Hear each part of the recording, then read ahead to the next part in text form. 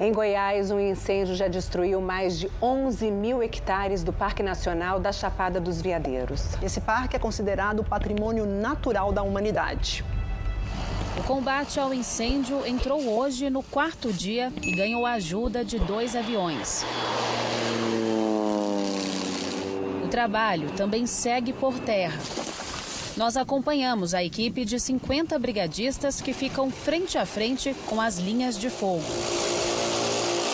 Essa questão do vento virar e o fogo vir para cima da gente é bem perigoso. E a preocupação aqui não é somente com a vegetação que se perde. Acontece que neste tipo de mato e nessa época específica, muitos animais pequenos, como pássaros e répteis, fazem ninhos e tocas. E eles também são consumidos pelo fogo. Em Goiás, o fim de semana foi de muitos incêndios. Segundo os bombeiros, a maioria criminosos. Em Portelândia, as chamas queimaram mais de 500 hectares e chegaram bem perto de um posto de combustíveis às margens da BR-364. O fogo e a fumaça tomaram conta da rodovia. Sem visibilidade, o motorista de um carro saiu da pista e caiu no incêndio. 3 pessoas sofreram queimaduras. A gente conseguiu controlar a margem da rodovia ali, com a ajuda dos fazendeiros, do pessoal da região ali. Ainda tem fogo lá no local, só que o fogo está mais confinado nas matas ali próximo, Nos próximos dias, a tendência é que o tempo permaneça seco em quase todo o país, incluindo na região central do Brasil. Essa onda de calor, a mais intensa do ano até agora, deve durar até o dia 20 de setembro em quase todas as regiões. 20 de setembro. E olha só, o Brasil vive a maior seca de sua história. Mas como chegamos a esse ponto, hein? Você vai entender agora a gravidade desse problema. Quem explica é a repórter Sônia Bride. Os rios gigantes da Amazônia reduzidos a bancos de areia. Peixes gigantes presos na lama, resgatados por brigadistas. A seca chegou mais cedo e avança por 1.400 municípios em todo o país.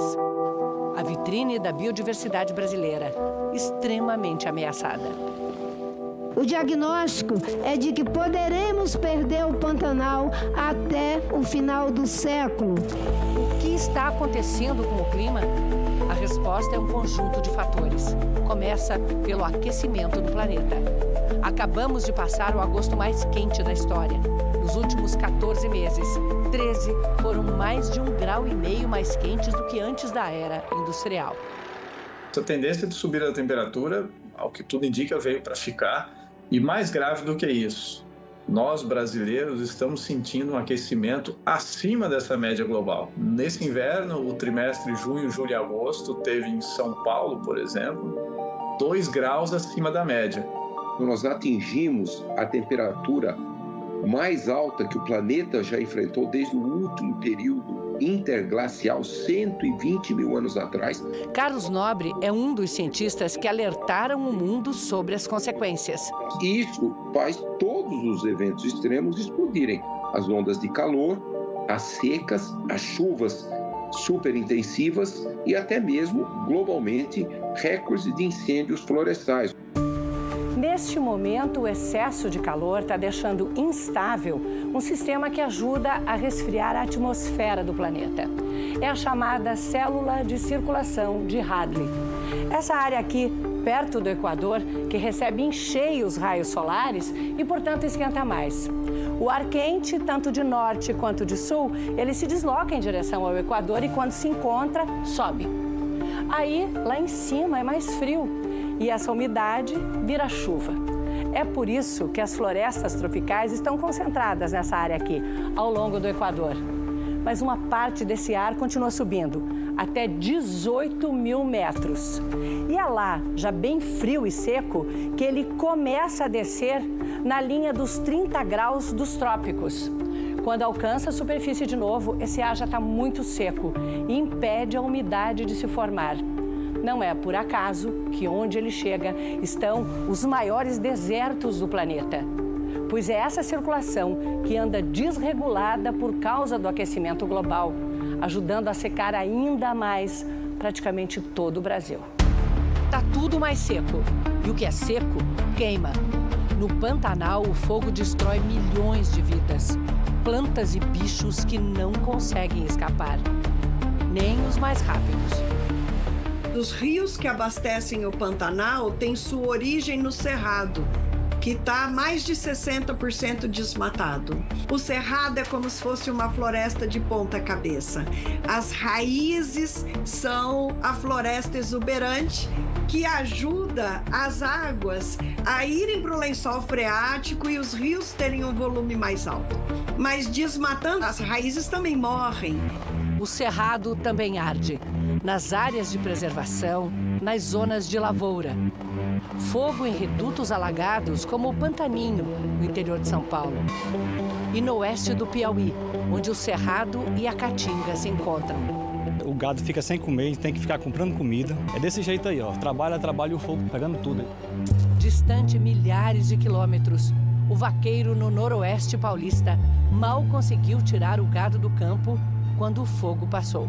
Nunca tinha visto nada disso e o vento tava demais. Aí o vento ventava para um lado e o fogo corria para o outro. Parecia uma cena de guerra, porque o fogo subia mais de 10 metros de altura, labadeira de fogo. A gente perde as forças. O Brasil está em chamas. Olha só que tristeza. Pegando fogo tudo aqui em casa. Mas quem tocou fogo? Aqui entra outra causa da crise que passamos: o crime ambiental. A Polícia Federal já sabe que, com raras exceções, os incêndios começaram pela ação humana. Nós temos indícios de que foi por dolo. Estamos investigando se por ações coordenadas, para nós chegarmos tanto à motivação como os autores desses incêndios criminosos.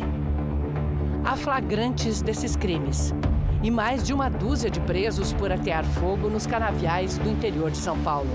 No caso de São Paulo, precisa ser muito bem investigado, porque com certeza não são os donos das propriedades. O prejuízo para os produtores passa de R$500 bilhão. Há indícios fortes de crime também na Amazônia. Nós temos situações, como é o caso de Guajará-Mirim e o caso de Porto Velho, na terra indígena Suruí, que nós tivemos tentativa de evitar a ação dos brigadistas. Ali, pregos e aço de construção foram postos na estrada para impedir o avanço dos brigadistas. No caso de Porto Velho, foi tiroteio. Nós tivemos que pedir já ajuda da Força de Segurança Nacional para poder dar cobertura para os brigadistas. Em Novo Progresso, Pará, onde em 2019 houve o Dia do Fogo, uma nova articulação de invasores e grileiros para queimar a floresta. A intenção foi publicada até em jornal da região. O Ministério do Meio Ambiente diz que a redução do desmatamento levou a outro tipo de crime na Amazônia. Antes, as pessoas desmatavam, derrubavam, queimavam. Agora, elas, percebendo que a floresta entra em combustão, mesmo sem precisar desmatar e derrubar, estão ateando fogo na floresta. Bota fogo, depois derruba e tenta se apropriar dessas áreas por processos de regularização fundiária. O fogo é o novo desmatamento, então? O fogo está sendo um novo desmatamento. Então, tem que cessar qualquer forma de regularização que esteja associada à apropriação criminosa dessas áreas, até porque é terra pública. O governo quer endurecer as punições para quem provoca incêndio criminoso, como o aumento da pena, que hoje é de entre 2 e 7 anos. O confisco das propriedades, como já acontece com o trabalho análogo à escravidão, e vedar o acesso a crédito. Por fim, o desmatamento está secando o Brasil. A cientista Luciana Gatti comprovou isso em mais de uma década, pesquisando a atmosfera da Amazônia. A chuva diminui na proporção em que a floresta é derrubada.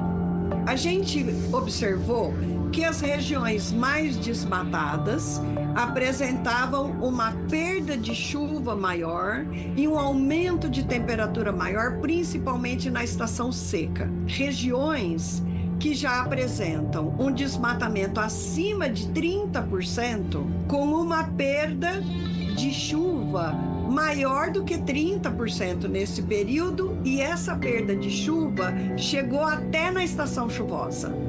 A Amazônia é um nascedouro de chuvas. As árvores tiram a água do solo e soltam na atmosfera. É a evapotranspiração. Bilhões de litros de água em forma de vapor que depois viram chuva. Toda essa umidade é reforçada pela do Oceano Atlântico, que o vento carrega para dentro do continente, sentido oeste, até encontrar uma barreira, a Cordilheira dos Andes. Aí faz uma curva e vai descendo. São os chamados rios voadores, que regam até o centro-sul do continente. Mas hoje, esses rios estão carregando fumaça e fuligem.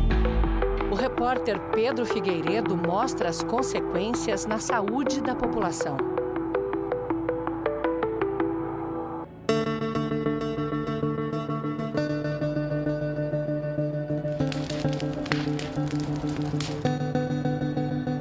Cidades diferentes e a mesma notícia.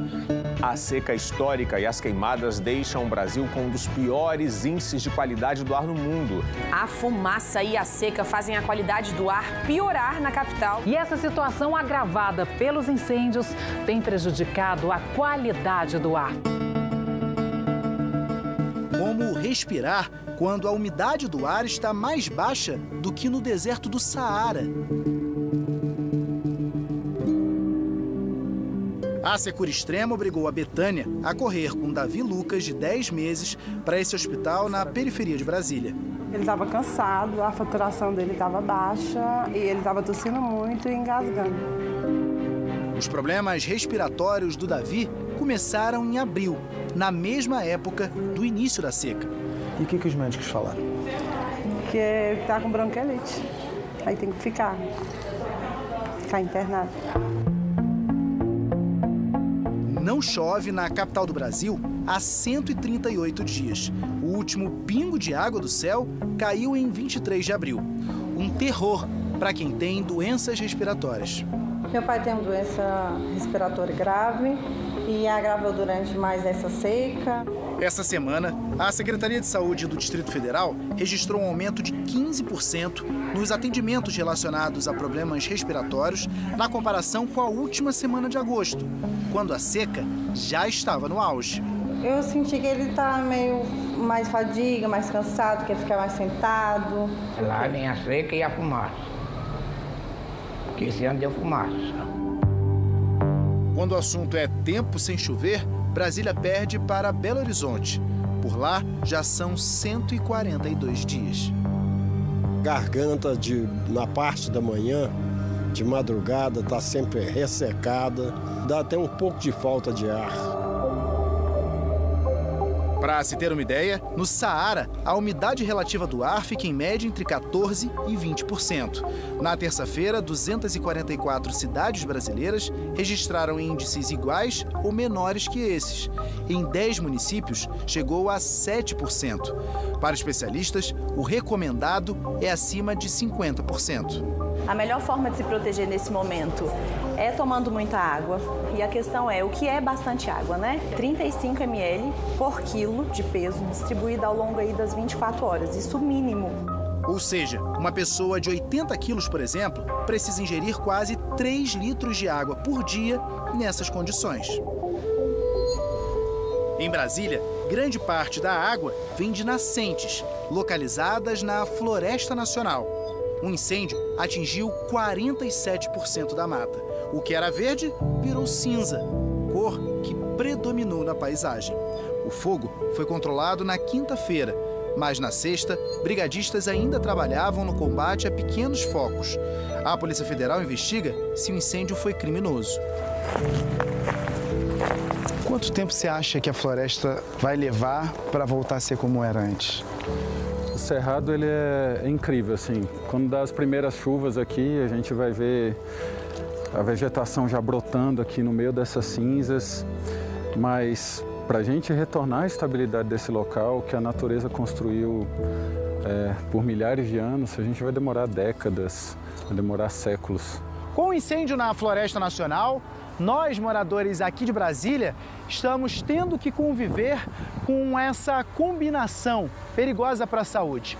O tempo seco e um cheiro muito forte de fumaça. é que as cinzas voaram por quilômetros e quilômetros e se espalharam pela cidade. Nós vamos ver que a fumaça das florestas, da queima de florestas e matas, ela tem muita similaridade com a composição do cigarro. Como a queimada se prolonga, você fica fumando durante muito tempo.